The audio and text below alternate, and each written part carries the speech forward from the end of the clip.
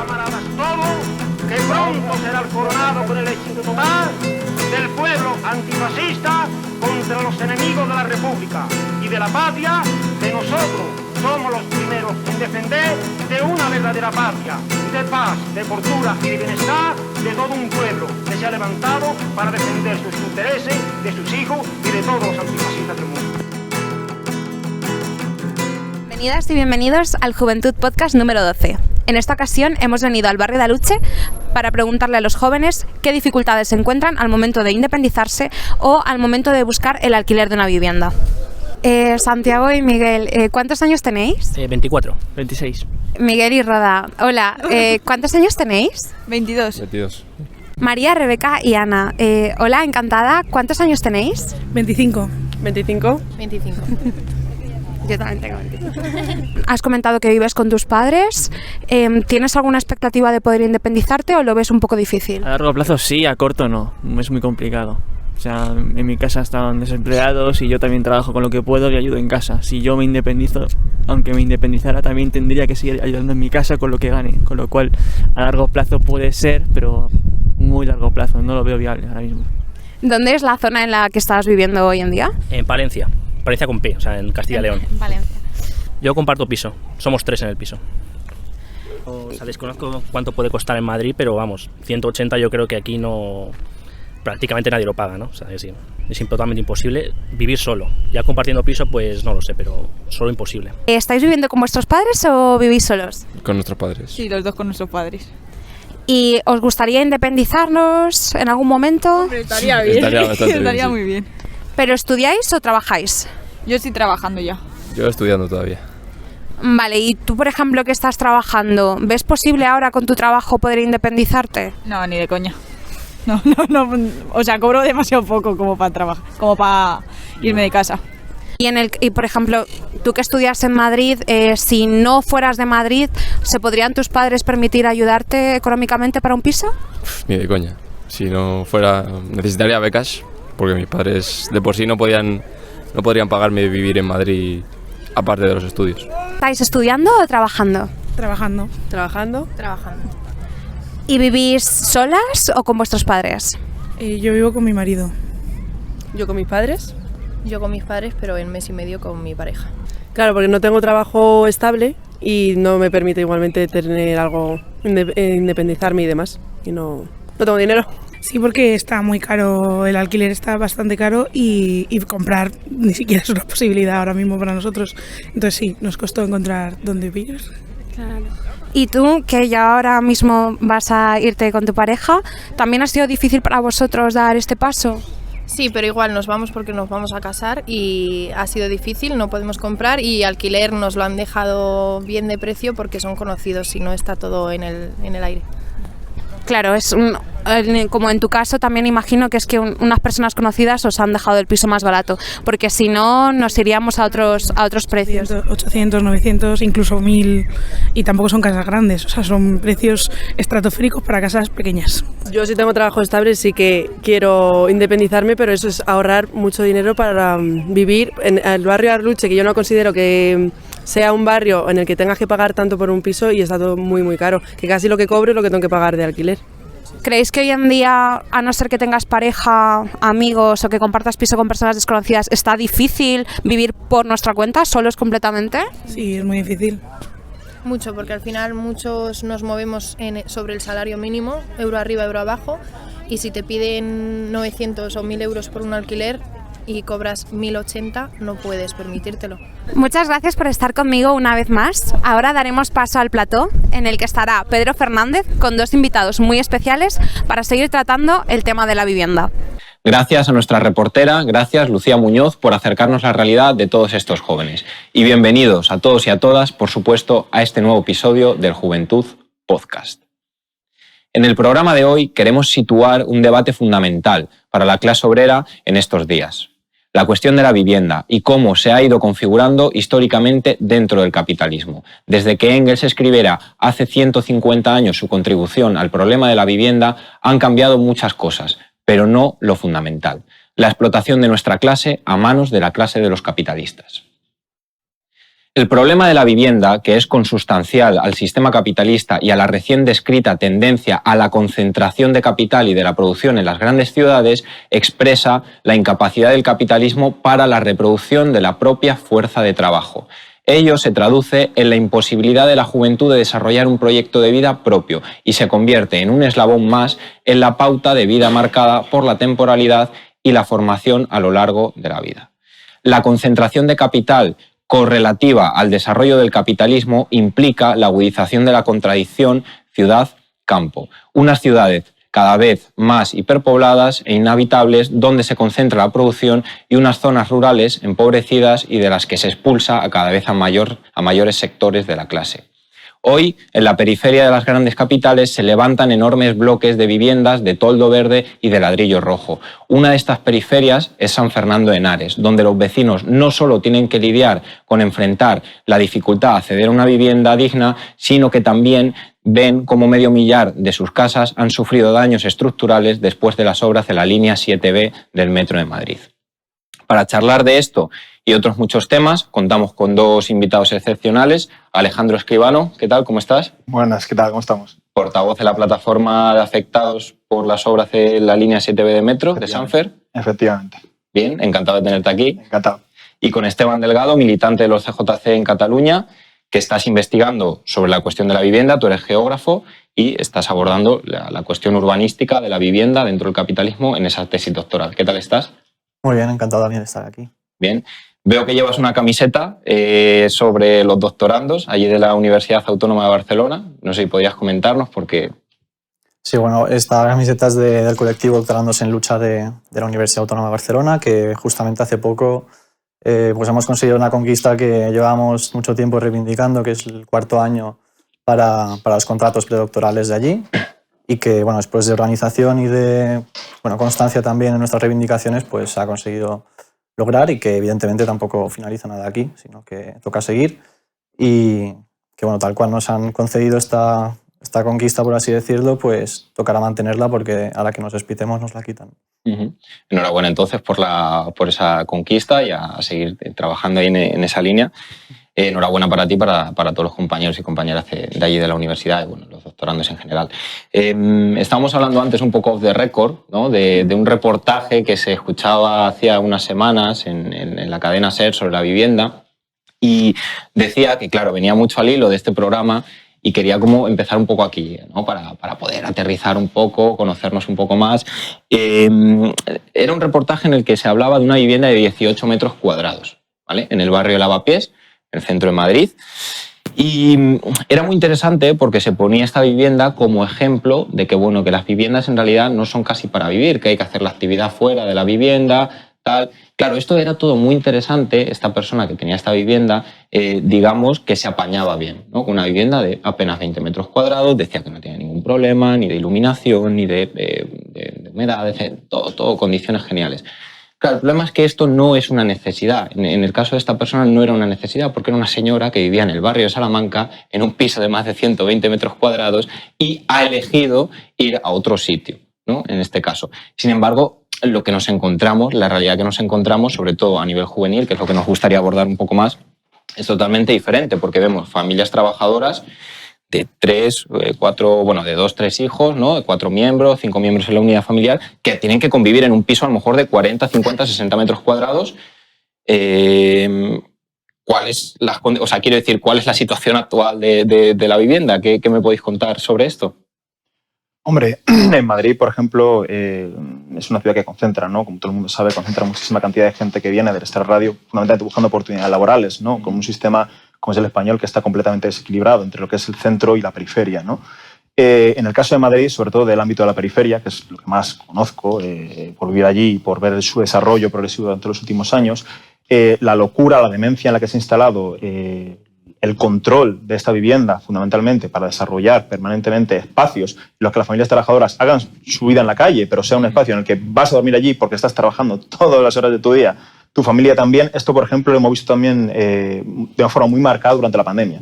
Creo que es un punto de inflexión importante. Durante la pandemia hemos visto cómo familias han tenido que hacinar, no es espacio de hacinamiento, no es un espacio de convivencia, hacinar en pisos, como decías tú, de 40, 50 metros cuadrados, que encima nos cuestan un salario entero, ¿no? Que ni siquiera que rozan, en muchos casos, la ilegalidad, ¿no? No es un espacio para poder vivir, no es un espacio para poder desarrollar una actividad sana con tus miembros familiares, pero la concentración de capital sobre la vivienda como un nicho de mercado, que es un bien necesario para las clases trabajadoras, que es un nicho de mercado actualmente, lleva a esta situación, ¿no?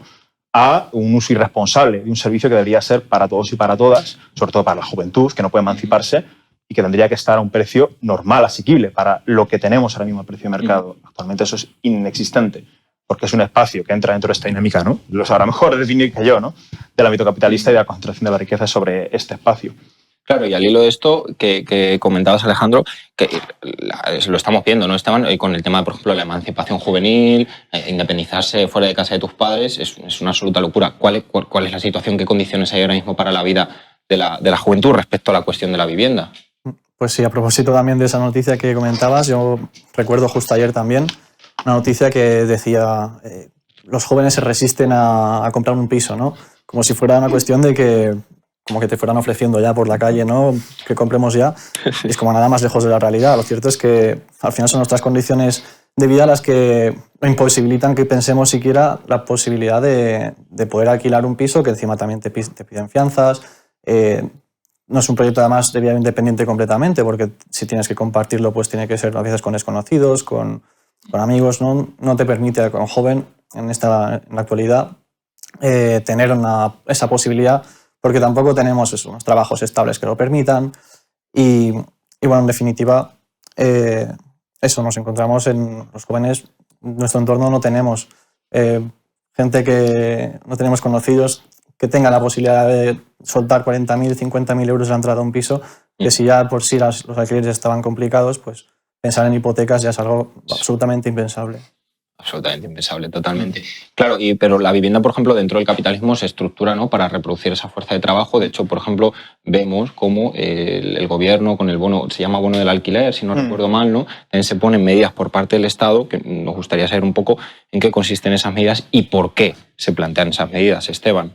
Claro, al final estas medidas lo que vienen en definitiva vienen a ser un poco una transferencia directa de las rentas del trabajo a la capital, a los rentistas, ¿no? Porque esos bonos que igual son 200 euros que nos podrían realmente solucionar algunos, pues, ciertos problemas así del día a día, pero que incluso esos rentistas pues incrementan ese mismo precio al alquiler y se queda en nada, ¿no?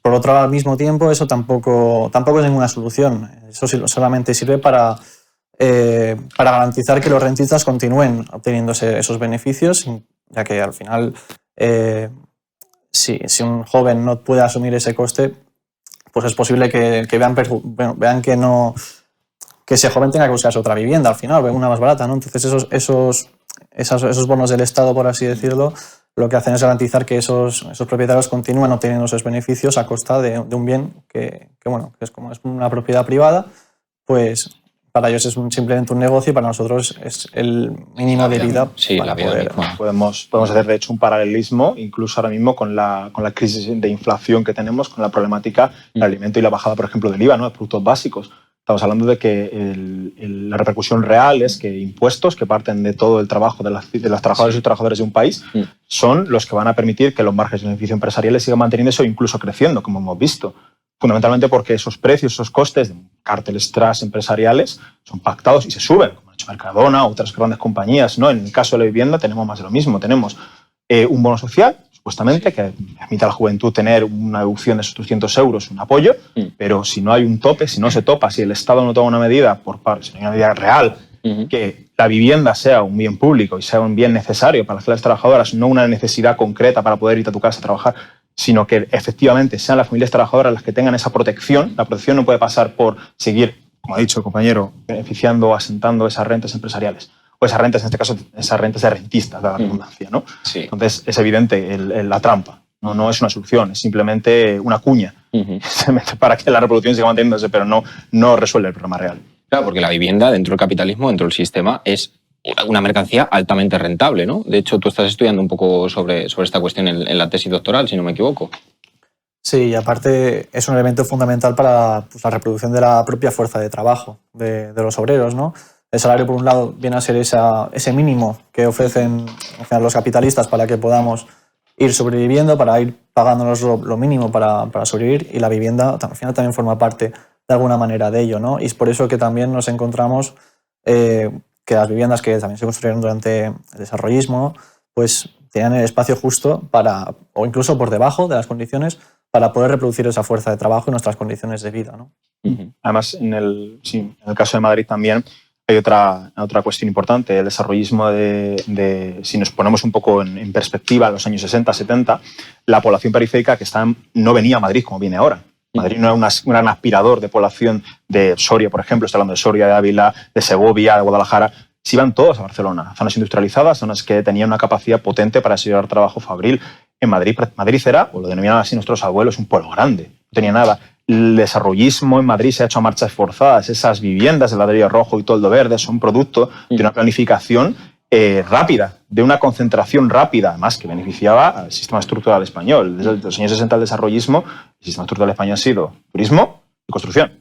Ese gran desarrollo que es el eje fundamental de la política franquista. ¿Qué ocurre? Que esa política franquista que seguimos padeciendo nunca ha cambiado y además se ha reproducido. Esas familias empresariales que han luego comprado con esa capacidad de poderes mediáticos, poderes políticos, han creado un gran entramado que hoy estamos sufriendo y que son estos grandes tenedores, una pata de estos grandes tenedores de vivienda que generan este problema. En Madrid lo padecemos más, sobre todo en la periferia, porque fue construida a marchas forzadas. Estas casas de la pandemia son producto de esto. Claro, y por ejemplo, para la gente más joven que nos esté viendo, que lo comentamos antes con un café, la estampa, la típica fotografía de, por ejemplo, las chabolas, todos estos fenómenos, ¿no? que en realidad son relativamente súper recientes, ¿no? Para nosotros, y gente a lo mejor más joven no tiene esta imagen, pero cómo se ha ido configurando, digamos, ese mercado de la vivienda, esa vivienda, ¿no? en España en el último siglo, en los últimos años. Sí. O sea, esto no es muy lejano, realmente nuestros padres vivieron muchos de ellos en esos barrios, ¿no? Y esos barrios fueron construidos, como decía el compañero, pues a velocidades muy altas, respondiendo a las necesidades también del capital, en el que comenzaban a industrializarse las grandes ciudades, en las que necesitaban albergar pues mano de obra, obreros, y por eso respondían a esa necesidad construyendo grandes bloques de polígonos de viviendas, y se construían sin una planificación adecuada a las necesidades de nuestra clase, sino que se construían prácticamente para almacenar obreros, ¿no? En esos bloques. Y nos encontrábamos esas típicas estampas con calles sin asfaltar, calles sin agua, sin electricidad, en los que a la que llovía pues eso se convertía en un barrizal. Y precisamente también, ya que viene la imagen aquella, ¿no? A mí me recuerda esas imágenes del Hospitalet de Llobregat, por ejemplo, o algunos barrios periféricos de Barcelona también, en los que fue precisamente la lucha vecinal la que consiguió arrancar pues victorias para esos vecinos, en las que veían cosas tan básicas como que estén asfaltadas las calles, unas condiciones mínimas, y después ya pasaron a pedir también centros de salud, cosas que evidentemente no pensó la administración pública capitalista, ¿no? Pero que la clase obrera organizada en estos barrios sí que, evidentemente, de manera organizada pues pudo conseguir. Y tenemos muy cerca de aquí, también está cerca de San Fernando, el tema de la Cañada Real, ¿no? La Cañada Real es Vallecas hace 30 años, básicamente, ¿no? O la Elipa, por ejemplo, que decía el compañero, la Elipa y San Blas tenía aceras, no tenía aceras, tenía calles de arena y que se transforman en barrizales hace 25 o 30 años, ¿no? La Cañada Real es un caso especial, ¿no? Porque además no solamente por su ubicación, sino también por el problema poblacional que tiene. Es una zona que durante muchísimos años, igual que grandes zonas de la periferia de Madrid, estaba abandonada por la administración, y buena parte de la población migrante que venía aquí de otros espacios pues para trabajar, buscando oportunidades laborales, se ha afincado allí, como en Vallecas, por ejemplo, en su momento, ¿no? Con esa lucha vecinal que trajo los servicios públicos. ¿Qué ocurre?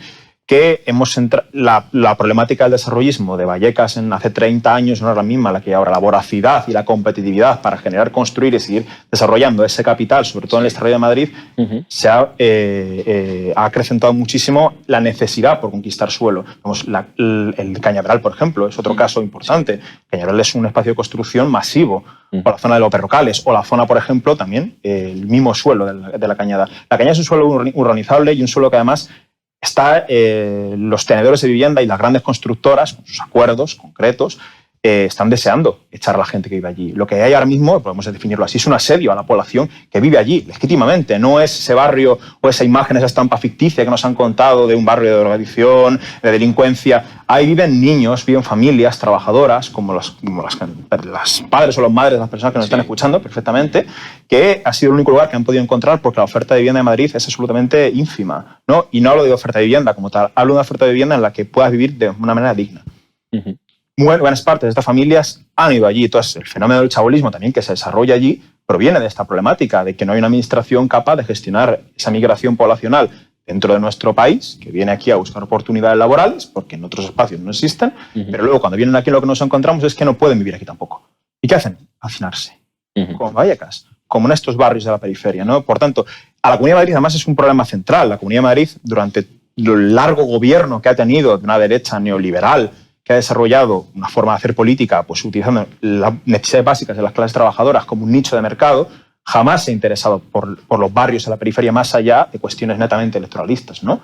Pongamos ahora mismo, ahora están con el metro, extensiones de la línea 11, el metro San Fernando de Henares, etcétera. Tenemos este modelo, ¿no? Pero más allá de esto, nada. Claro, entonces podríamos decir que la vivienda, o sea, quiero decir, la vivienda y el acceso a la vivienda para la clase obrera se configura siempre en base a lo que dicta el capital, ¿no? Por decirlo así. Y estábamos hablando antes, Esteban, bueno, no sé si querías, no sé si ibas a decir algo. Sí, justo me recordaba también a que este tipo de asentamientos son muy similares a los que no hace mucho estaban también en Barcelona, ¿no? En Somorrostro antes de las Olimpiadas, en Campo de la Bota, ¿no? Y precisamente cuando se hace algo al respecto, alguna especie de parche a este problema, se hace a propósito de grandes eventos internacionales como esos, ¿no? También en su momento, en los años 30, también se hizo para la Exposición Universal. Entonces, es para lo único que responden o intentan hacer mejoras en el capitalismo respecto a la vivienda y que tampoco llevan a esa resolución, ¿no? Pero que no viene por ningún tipo de altruismo ni bondad, sino que es simplemente para lo que les conviene y para lo que en cada momento les puede convenir y servir. Claro, y poníais antes el foco sobre todo en la lucha vecinal, en este caso que se fueron arrancando derechos, pues no sé, alcantarillado, pero que hubiera electricidad en las calles, que hubiera iluminación, todo este tipo de cosas. Y esto nos lleva al siguiente tema, y es la situación que tenéis vosotros, los vecinos de San Fernando de Henares. Cuéntanos qué está pasando allí, para quien todavía no lo sepa, de nuestros espectadores. Yo creo que ya hay pocas personas, afortunadamente, esperemos, ¿no? Que ya después del trabajo que se ha hecho, que no sepa lo que pasa. Bueno, en San Fernando lo que ocurre es que, como uno de estos barrios, ¿no? Bueno, municipios a la periferia de Madrid, San Fernando ha sido un municipio, para ubicarnos, un municipio netamente agrario. De estos municipios que hace 20, 30 años prácticamente no tenían ni vivienda. No era un espacio habitacional, simplemente era un espacio, un pueblo agrario que tenía una población local muy arraigada, pero eran prácticamente familias, como cualquier pueblo que podríamos ubicar en Andalucía, por ejemplo, ¿no? En un pueblo de Andalucía, una región de Castilla y León. Con el tiempo se fue gentrificando precisamente por esa expansión del desarrollo de Madrid hasta convertirse en una ciudad bastante importante. Lo que ocurrió, o lo que ha ocurrido, es que a partir del año 2003-2004, coincidiendo un poco con esa previsión electoral que había en ese momento, la Comunidad de Madrid lo que decide es llevar el metro allí, ¿no? Seguir extendiendo para el corredor de Henares, la línea 7B de metro, incluso intentando llevarla hasta municipios como Torrejón de Ardoz o incluso más lejos. De hecho, en Torrejón de Ardoz hay un metro construido, pero que no está operativo. Se cerró.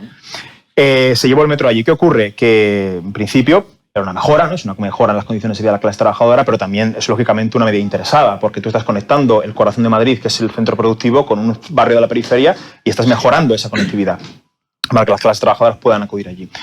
Lo que ocurrió fue que durante el desarrollo del trazo del metro se cambiaron técnicamente los planos, ¿vale? Para poder conectarlo con el Hospital de Henares, que también se estaba creando en ese momento. Ya sabemos que en cuanto quedan año y medio para las elecciones hay un boom urbanístico que encima se cede casualmente siempre a empresas cuyos nombres y apellidos que fueron detrás tienen relación con esa herencia franquista de desarrollo progresivo de la industria, etc. En este caso es el ACS, Dragados, ¿no?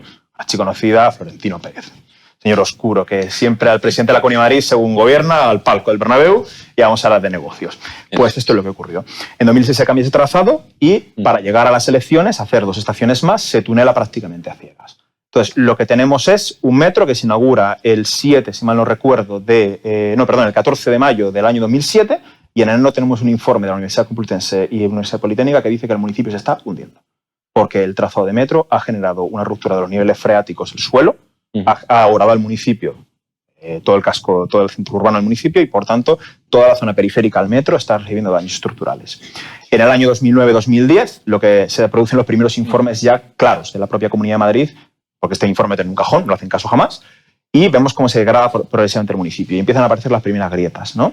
La Comunidad de Madrid ha emitido, en ese momento, emitió 3-4 informes en los que alertaba de que los edificios estaban hundiendo y, con la excusa de que Dragados había realizado la obra, sin plantear que Dragados era culpable de la mala construcción de todo el trazo de metro, lo que ocurre es que se le conceden 2 millones de euros, 1,6 millones de euros, 1,4 millones de euros, mordidas progresivamente para arreglar el entorno, pero no tenemos responsabilidad en esto ni tiene que ver con metro.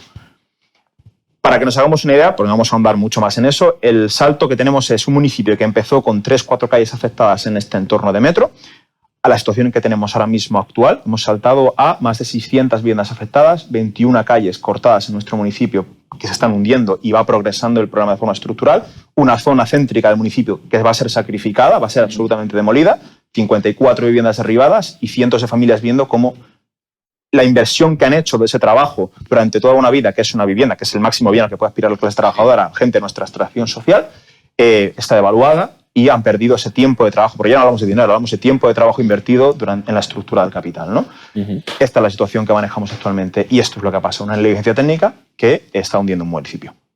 Claro, hablabas tú un poco de implicaciones y responsabilidades. La Comunidad de Madrid, en este caso, se ha ido lavando las manos a lo largo de tal, ACS, Dragados, o sea, quiero decir, ¿en qué punto está todo esto? La Comunidad de Madrid jamás ha querido reconocer esto. La Comunidad de Madrid ha reconocido esto por una razón, porque el municipio de San Fernando de Henares se ha empezado a organizar. Eso es lo fundamental. Ese es el elemento, la organización del municipio de San Fernando contra esta problemática, ¿no? La Comunidad de Madrid, durante todos estos años, emitía informes. Estos informes, en sus conclusiones, siempre alegaban, bueno, Dragados hace la obra, hace la reparación, pero no tiene nada que ver. Vale. Y en el año 2016, la presidenta de la Comunidad de Madrid por aquel entonces, Cristina Cifuentes, denuncia a Dragados. Y el Tribunal Superior de Justicia de Madrid da la razón a Dragados. Y dice que la Comunidad de Madrid había dado orden de ejecutar las obras sabiendo, efectivamente, el daño que iba a hacer al municipio. Dragados se lleva 16 millones de euros y en ese momento la Consejería de Transporte de la Comunidad de Madrid reconoce por primera vez en una hoja, negro sobre blanco, las calles están afectadas con portal, piso, etc.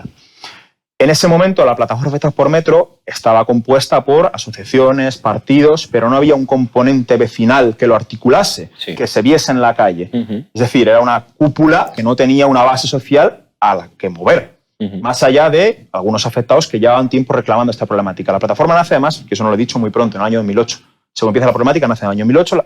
Son las propias asociaciones vecinales de San Fernando, Jarama y Henares quien las crean y empiezan a trabajar por esto. Pero el boom es en este momento, a partir del año 2018 y 2019. Responsabilidades, plena de la CAM, plena de la constructora y plena fundamentalmente de los consejeros de transportes. ¿Cuál es la lucha que mantenemos ahora? En dos vías. Una, las condiciones sociales de las clases trabajadoras que están aplastadas por esta situación, que no tienen vivienda, que no tienen futuro, que se les ha mutilado completamente la vida. Y dos, que efectivamente el resto del municipio no sufra el mismo camino, ¿no? Que es un poco atender estas dos perspectivas. Y previo a unas elecciones, pues te puedes imaginar, ¿no? La problemática que supone tener unas elecciones a vuelta de la esquina, con todo el partidismo que se hace de esta problemática, e intentar mantener a los vecinos siempre unidos para transversalizar más la lucha. No solamente hacer la propia de metro, sino abrirla fuera de San Fernando. Por eso te iba a preguntar un poco, está teniendo mucho apoyo, ¿no? Y a nivel de plataforma y tal, a nivel vecinal, pues hay mucho apoyo. ¿Cómo articuláis un poco esa lucha en el día a día con los vecinos y sobre todo pues, gente a lo mejor que no está tan afectada, pero que pueden estar afectadas el día de mañana? ¿Cómo se articula todo eso? Es muy difícil porque hay muchas sensibilidades, ¿no? Sobre todo, lo difícil ha sido integrar en los espacios de reunión, de decisión, a representantes de comunidades de vecinos. Es decir, ahí tenemos dos niveles, por así decirlo. Tenemos un nivel social más amplio, que es una asamblea vecinal que convocamos frecuentemente, que ahí invitamos a todos los vecinos para que asistan, para que se pronuncien, llenamos salas, todas las asambleas prácticamente, porque vienen interesados, incluso gente que no tiene daños en su casa, interesado por el problema porque ve que también le puede pasar a él. Y luego tenemos un espacio de representación más concreto donde también se generan la hoja de ruta que vamos a seguir, ¿no? Están esas dos partes que conviven y que son fundamentales la una viva para la otra, ¿no? En este caso, la problemática de organizar todo esto parte fundamentalmente de hacer un ejercicio enorme de pedagogía. No es una cuestión de que te salga una grieta en tu casa y ya está. o que progresivamente se esté degradando el espacio en el que vives, que puede ser mejor, en algunos casos mucho peor. Es que tú, como vecino de un municipio, como persona que es trabajadora, tienes este problema por dos motivos. Uno, este problema te va a afectar a ti independientemente de que tengas grietas o no, porque tu poder adquisitivo ya está devaluado y por tanto ya te está afectando por el mero hecho de existir la problemática. Y luego entramos en la otra cuestión. Uno, te tienes que organizar no solamente por el espacio vecinal, por los vecinos, por el entorno en el que tú vives, sino también porque el día de mañana también te puede pasar a ti, porque también eres parte de un entramado de clase trabajadora que estaba alejado de la mano de Dios de la administración, que jamás se ha interesado por ti, que lleva 15 años dejando este problema de lado y ahora mismo, cuando te están tirando la casa, cuando estás viendo unas grietas que jamás pensabas que te van a aparecer en tu casa, estás viendo que efectivamente es cierto, porque hay una administración que jamás se ha preocupado, ¿no? Y que solamente los derechos y las ventajas que hemos podido sacar en toda esta lucha las hemos arrancado, no han sido concedidas nunca. Situaciones dantescas. Estamos hablando, por ejemplo, de una zona cero, que hablamos, de demoliciones ahora mismo, están demoliendo, de hecho mañana empezaron otra vez a demoler, en la que lo que tenemos son vecinos coexistiendo con cortes de luz, cortes de agua, explosiones en el entorno. Había estas explosiones en el entorno con vecinos viviendo a 3 metros de la zona de demolición. O sea, las personas que nos escuchan se lo pueden imaginar, pero no se puede hacer una idea real de lo que es vivir, salir a la ventana de tu casa y tener una maquinaria pesada de 15 metros que casi puedes tocar si sacas la mano, taladrando tu suelo, ¿no? Intentando que tu casa no se caiga. Lo que está aquí intentando hacer es, de cara a las elecciones, parece que estamos haciendo algo, que el problema no vaya más, pero el problema estructural central, que es el problema técnico, no está resuelto. Y lo fundamental para nosotros, el problema social ahora, que está ahora existiendo, está latente, está muy lejos de solucionarse. Familias obreras sin casa, personas desplazadas del municipio y encima con la problemática, enlazo con lo que hablábamos al principio, estamos gente que tiene su casa hipotecada o ya pagada, expulsada del municipio, ahora tiene que meterse a un mercado del alquiler que es absolutamente inasumible. Absolutamente inasumible para clases trabajadoras. Por tanto, de pagar una hipoteca de 600 euros, ¿cómo vas a pagar un alquiler de 1.300 euros o 1.000 euros? Es inasumible. No, es inasumible. No. Y hablamos de diferentes rangos, ¿no? Generacionales. Personas muy mayores que ya han pagado su casa, que tienen que meterse ahora con pensiones a pagar un alquiler en estas condiciones. Es inasumible. O personas que habían iniciado su proyecto de vida, que se les ha mutilado y no pueden acceder a otro porque no tienen dinero suficiente, porque todo su capital particular lo habían arriesgado en una vivienda que ya no tienen. Por tanto, el problema se abre en estas vías y organizar todo esto se organiza en torno a la reivindicación legítima de que las clases trabajadoras de la periferia de Madrid tenemos los mismos derechos que las clases que viven en el barrio de Salamanca. Lo que pasa es que se gobierna para la gente que vive en el barrio de Salamanca, no para la gente que vive fuera de la M30, en el barrio, fuera de los barrios de Madrid. Pero me parece fundamental lo que comentabais, que al final habéis llenado, digamos, esa plataforma y el movimiento vecinal se ha llenado de vecinos y de vecinas allí del municipio y que realmente hay una fuerza muy organizada, ¿no? Porque, ¿cuál es la propuesta, Esteban, que nosotros lanzamos también a los jóvenes un poco a nivel, pues eso, movimiento, digamos, en los barrios? Porque al final este conflicto es muy reciente y está todo, digamos, en auge ahora. Pero ¿qué es lo que le podríamos decir a los jóvenes? Que evidentemente pues sabemos que hay diferentes niveles y lo que tú comentabas, puede haber jubilados que estén ya en otro momento vital, pero para los jóvenes, en este caso, ¿qué es lo que le diríais? Claro, Alejandro lo ha comentado en algún momento, ¿no? Que se nota mucho, es muy exagerado cómo esos gobiernos están más para unas clases que por otras, ¿no? Al final, el carácter de clase del Estado, en ejemplos en la cuestión de la vivienda, no deja de ser menos explícito que en otros aspectos, ¿no? Y en este caso es clarísimo. Entonces, la cuestión de la vivienda, como en otros aspectos, nos pone ante una situación en la que los jóvenes no nos es ajena y que es un frente más en el cual debemos estar y debemos estar organizados también, ya que no podemos estar confiando en que un gobierno u otro vaya a solucionar cuestiones como esta, que es muy concreta también, pero en general tampoco la cuestión de la vivienda se soluciona dentro del capitalismo. Dentro del capitalismo existen unas normas, unas leyes, que son, existe la propiedad privada, existe la búsqueda del máximo beneficio, es una sociedad dividida en clases, por lo tanto, no podemos aspirar a que dentro de estos marcos, dentro de estos márgenes, la cuestión de la vivienda sea solucionada. No podemos aspirar a que justo cuando vengan las elecciones venga un partido de un color u otro a interesarse por nuestra situación para que después el resto del periodo que toque simplemente la ciudad sea un nicho de mercado para los capitalistas y para nosotros un sitio donde dormir y descansar para trabajar al día siguiente, ¿no? En definitiva, yo creo que no nos queda más remedio que organizarnos porque confiar en las confiar en un gobierno u otro dentro del capitalismo no nos garantiza solucionar los problemas de la vivienda, no nos garantiza que, por ejemplo, en el caso de San Fernando de Henares, ¿no? Pues, que tengamos acceso a la vivienda en el caso de los que están siendo expulsados y solamente, bueno, aquí al final entra la cuestión del poder, solamente la clase obrera, estando en el poder, es capaz de hacer ley las necesidades que nosotros tenemos como clase. Al principio del editorial se mencionaba la obra de Engels y una de las críticas que hacía Engels a los proudhonianos era respecto a cómo pretenden los socialistas, los comunistas aplicar sus necesidades, ¿no? Y era como, bueno, del mismo modo que en el capitalismo la burguesía es capaz de aplicar sus leyes, si hace falta expropiaciones, si hace falta pues, expulsar a vecinos de sus casas, la clase obrera cuando estemos en el poder, cuando ya lo hemos estado en algunos casos, simplemente se trata de aplicar, de hacer ley esas necesidades que tenemos y que simplemente podamos vivir como cualquier persona necesitaría para poder vivir normal. No sé si quieres comentar, añadir alguna cosa más, Alejandro. Desde el punto de vista, por ejemplo, de lo que está pasando en San Fernando, que entronca con toda esta tradición, ¿no? de grandes tenedores de vivienda, de una estructura general, concretamente en España, porque, por ejemplo, eso es cierto que en otros países ocurre, pero no de una forma tan acusada, ¿no? Un modelo estructural que es el sistema español económico, que no ha cambiado en lo estructural, lo fundamental en los últimos años. Cuando hablamos de la vivienda, por lo menos desde el punto de vista de la periferia, lo venimos viendo como esa ola, que estamos viendo desde el centro de Madrid antes, lo que era imposible para una persona, un joven, ir a una vivienda, ¿no? Pongamos, en San Blas, ¿vale? Era una posibilidad que podía estar encima de la mesa. Ahora ya se ha convertido en algo imposible, ¿no? Es decir, la propia dinámica de la concentración está empujando a la juventud a irse cada vez más lejos. ¿Dónde están los estudiantes? En Aluche. ¿Dónde están los estudiantes? En los barrios de la periferia de Madrid. Los que pueden, o donde, conviviendo 4 en una vivienda, lo más cercano posible a su centro de estudios, en este caso, ¿no? O si trabajas y no tienes suficiente para poder vivir, tienes que tirar de la ayuda de tus padres, ¿no? Entonces, yo lo que creo fundamentalmente, desde el punto de vista de la juventud, yo creo que de la lucha de San Fernando sí se puede extraer eso, la necesidad de organizarse es fundamental.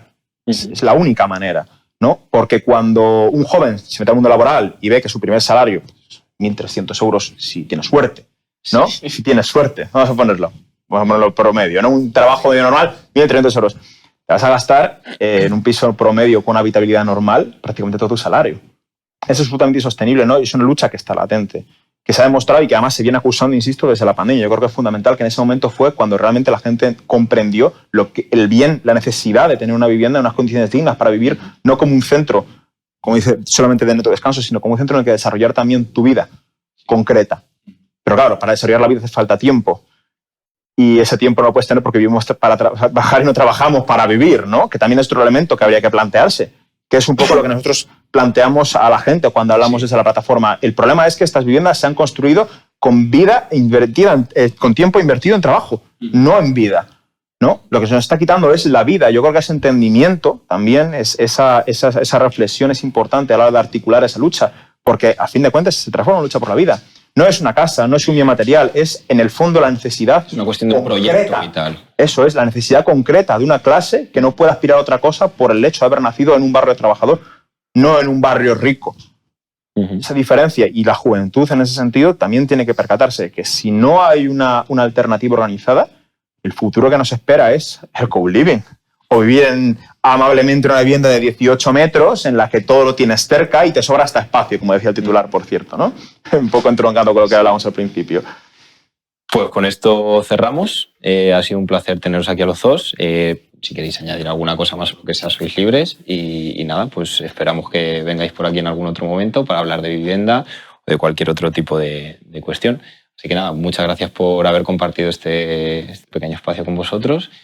Ánimo con los trabajos y con las tareas que tenéis ahí en la plataforma de San Fernando. Ya nos iréis informando a ver cómo va todo y sobre todo, bueno, pues los pocos espectadores esperamos que no conocieran esta realidad y este conflicto, que se interesen por ello y que puedan apoyarlo y que sobre todo que se organicen, ¿no? En este caso en sus barrios, en los centros de trabajo, centro de estudio que también comentabais. Así que nada, un placer, de verdad. Y bueno, nos vemos en el siguiente episodio. Un saludo proletario. Camaradas todos, que pronto será el coronado con el éxito total del pueblo antifascista contra los enemigos de la República y de la patria, que nosotros somos los primeros en defender de una verdadera patria, de paz, de cultura y de bienestar de todo un pueblo que se ha levantado para defender sus intereses, de sus hijos y de todos los antifascistas del mundo.